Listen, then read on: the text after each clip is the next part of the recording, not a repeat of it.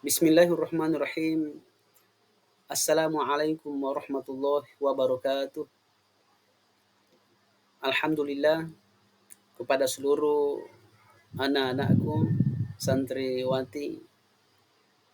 Pada kesempatan kali ini kita akan belajar terkait dengan sifat-sifat Allah Subhanahu wa taala. Kita akan belajar memahami terkait dengan sifat-sifat Allah Subhanahu wa taala. Nah, di kesempatan kali ini kita akan mencoba menganalisis bagaimana pengertian sifat-sifat Allah Subhanahu wa taala. Kemudian nanti kita akan berupaya untuk mengetahui bagaimana sifat-sifat Allah Subhanahu wa taala. Berapa jumlahnya dan bagaimana sifat-sifatnya. Demikian juga sebagai pendukung bukti, maka kita akan membahas terkait dengan dalil sifat-sifat Allah Subhanahu wa taala. Lalu nanti ada ciri-ciri perilaku orang-orang yang beriman kepada sifat-sifat Allah Subhanahu wa taala. Lalu kita akan mengidentifikasi, mengklasifikasi sifat-sifat Allah Subhanahu wa taala, lalu menunjukkan bukti kebenaran adanya sifat-sifat Allah Subhanahu wa taala. Yang pertama, anak-anakku sekalian, kita akan menganalisis tentang pengertian sifat-sifat Allah Subhanahu wa taala. Jadi sifat adalah merupakan sebuah ciri-ciri atau keadaan atau sebuah kondisi yang melekat atau menempel kepada sesuatu. Lalu ada yang disebut dengan zat. Apa itu zat? Zat adalah sesuatu yang diberi sifat. Maka kemudian Allah Subhanahu wa taala adalah merupakan zat yang mempunyai sifat-sifat yang khusus untuk dirinya, yang melekat pada dirinya, yang tidak dimiliki oleh siapapun makhluknya. Kalaupun ada yang sama dengan sifat-sifatnya, itu bagus. Walaupun tidak mungkin sama dengan sifat yang dimiliki oleh Allah Subhanahu wa taala. Lalu sifat-sifat Allah itu ada berapa? Sifat Allah Subhanahu wa taala ada 3. Ada yang disebut dengan sifat wajib, ada yang disebut dengan sifat mustahil, lalu ada yang disebut dengan sifat jaiz. Apa itu sifat wajib? Sifat wajib adalah sifat yang harus, yang mutlak dimiliki oleh Allah Subhanahu wa taala. Tidak boleh tidak. Itu sifat wajib. Kemudian ada yang disebut dengan sifat mustahil. Apa itu sifat mustahil? Sifat mustahil adalah sebuah sifat yang tidak akan pernah mungkin dimiliki oleh Allah Subhanahu wa taala. Mustahil untuk dimiliki oleh Allah Subhanahu wa taala. Tidak cocok dengan Allah Subhanahu wa taala. Lalu yang ketiga, ada yang disebut dengan sifat jaiz. Apa itu sifat jaiz?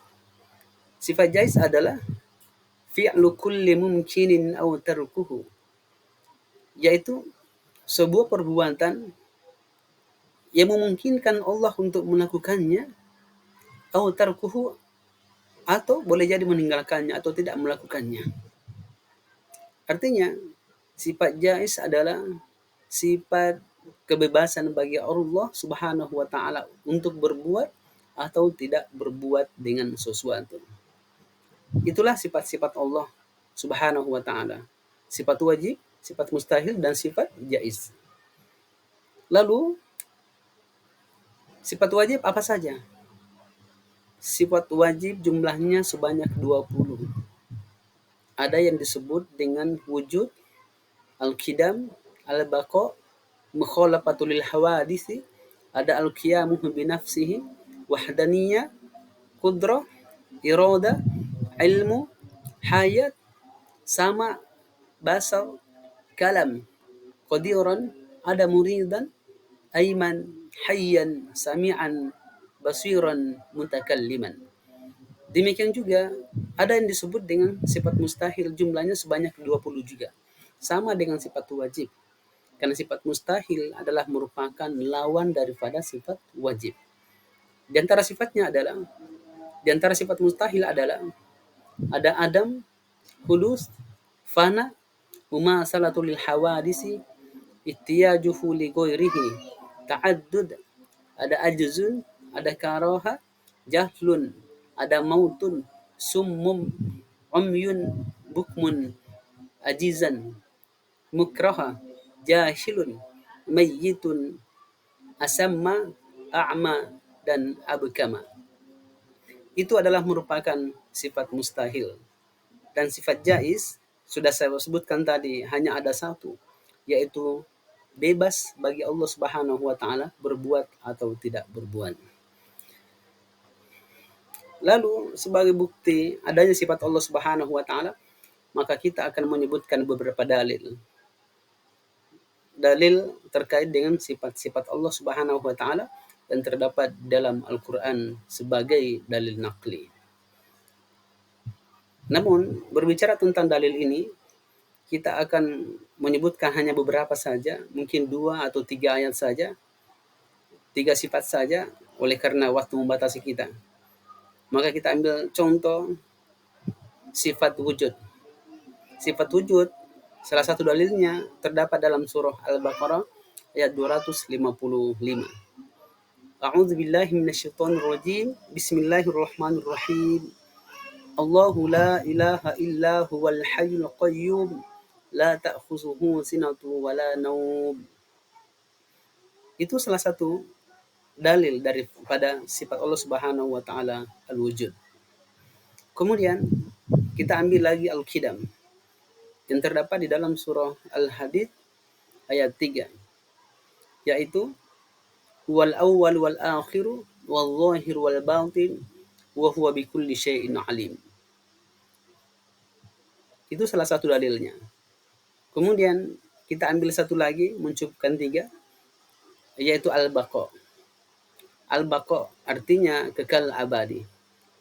Salah satu dalilnya adalah kullu man 'alaiha fanin wa yabqa wajhu rabbika dzul jalali wal ikram. Itulah beberapa contoh dalil terkait dengan sifat-sifat Allah Subhanahu wa taala. Dan semua sifat yang ada ini 1 sampai 20, baik sifat wajib, mustahil, dan sifat jaiz, masing-masing punya dalil di dalam Al-Qur'an. Dan untuk bisa mengetahui lebih lanjut, saya mohon kepada anak-anakku semuanya untuk nanti membaca di dalam Al-Qur'annya masing-masing sesuai dengan surah yang telah ditunjuk pada materi ini. Kemudian selanjutnya kita akan mempelajari, mengetahui bagaimana perilaku orang yang beriman kepada sifat-sifat Allah Subhanahu wa taala.